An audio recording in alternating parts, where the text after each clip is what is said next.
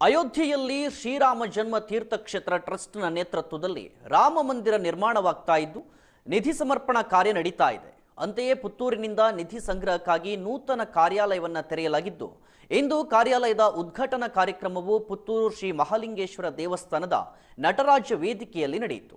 ಈ ಕಾರ್ಯಕ್ರಮದಲ್ಲಿ ಒಡಿಯೂರು ಶ್ರೀ ಗುರುದೇವದತ್ತ ಸಂಸ್ಥಾನದ ಪೂಜ್ಯ ಶ್ರೀ ಗುರುದೇವಾನಂದ ಸ್ವಾಮೀಜಿ, ರಾಷ್ಟ್ರೀಯ ಸ್ವಯಂ ಸೇವಕ ಸಂಘದ ಕಲ್ಲಡ್ಕ ಡಾಕ್ಟರ್ ಪ್ರಭಾಕರ್ ಭಟ್, ಬಜರಂಗದಳ ದಕ್ಷಿಣ ಪ್ರಾಂತ ಸಹ ಸಂಯೋಜಕರು ಮತ್ತು ನಿಧಿ ಸಮರ್ಪಣಾ ಸಮಿತಿ ಪುತ್ತೂರು ಜಿಲ್ಲಾ ಸಂಚಾಲಕ ಮುರಳೀಕೃಷ್ಣ ಹಸಂತಡ್ಕ, ಮಂಗಳೂರು ವಿಭಾಗದ ಸಹ ಸೇವಾ ಪ್ರಮುಖ್ ಸುಭಾಷ್ ಕಲೆಂಜಾ ಹಾಗೂ ಅನೇಕರು ಉಪಸ್ಥಿತರಿದ್ದರು.